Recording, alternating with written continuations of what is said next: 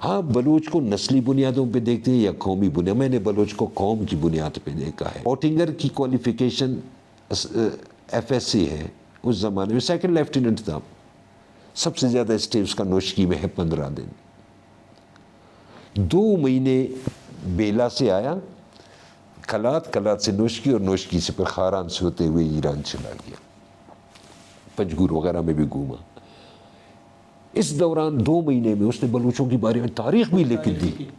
میں آبا و اجداد سے اسی خطے سے تعلق رکھتا ہوں. میں نے پراپر ہسٹری پڑھی ہے, میری پی ایچ ڈی بھی ہسٹری میں ہے. Still I am confused. اور وہ اتنا کلیئر تھا, 2 مہینے میں سب کچھ لکھ کر چلا گیا. پھر وہ ایک فوجی کا منشی ہے. پھر آپ بتاتے ہیں کہ وہ کون سے بلوچ ہسٹورینز ہیں, رائٹرز ہیں, آتھرز ہیں, انہوں نے بھی تاریخ مسخ کیا؟ شاہ محمد مریض صاحب ہے, ان کی تھیوریز میں کافی فرق ہے. 2000 میں جو کتاب ان کی چھپی تھی بلوچستان قدیم عہد سے عصر حاضر تک, تو اس میں آدھے لائن میں انہوں نے لکھا, ان کی کتاب ابھی میری لائبریری میں رکھی ہوئی ہے, آدھے لائن میں انہوں نے لکھا ہے کہ بلوچوں کی بڑی اکثریت آریائی النسل ہے. اب بڑی اکثریت ایک تو مینشن کریں کتنا پرسنٹ, 70+. اب آریائی النسل ہے, کیا آریا کوئی نسل تھی؟ اگر وہ آریائی النسل ہے تو باقی, اس کا مطلب یہ ہے کہ باقیوں کو آپ نے بلوچیت کے دائرے سے ہی نکال دیا. جو کون سی ادوار ہیں جن کو ہم بلوچ پولیٹیکل ہسٹری میں, بلوچ سیاسی تاریخ میں ایج آف گلوری کہہ سکتے ہیں, وہ سب سے کامیاب ادوار؟ آخری دور میں ہم جس طرح کہتے ہیں کہ نصیر خان نوری کا جو دور تھا وہ بلوچوں کا زرعی دور تھا. بعد زوال شروع ہوا, بلوچوں کا نہیں. یہ کمبرانی ہیت کا سب سے زرعی پیریڈ ہے. پھر سندھ پہ حملہ ہوتا ہے 712 میں محمد بن قاسم کی سرکردگی میں. تو 644 سے 712 کے درمیان یہ 68 سال ہوتے ہیں. عرب کہاں تھے؟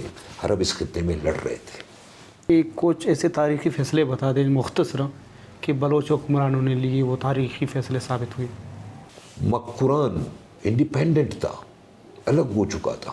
گچکیوں کی حاکمیت تھی. نصیر خان نے بار بار اس پہ حملہ کیا, اس لیے نہیں کہ وہاں پہ زگریوں کو مارنا تھا, اس قوم کلات کے ماتحت کرنا تھا, بلوچستان کی باؤنڈریز کو یکجا کرنا تھا. کا معاہدہ مستنگ اگر آپ پڑھیں گے آپ رو پڑیں گے کہ ایک حکمران اتنا بھی بے بس ہو سکتا ہے کہ اپنے سانس لینے تک کا اختیار انگریزوں کے حوالے کر دیا. سر اتنی طویل تاریخ, کامیابیاں, ناکامیاں, لیکن ایک بہت بڑی پولیٹیکل تاریخ ہے.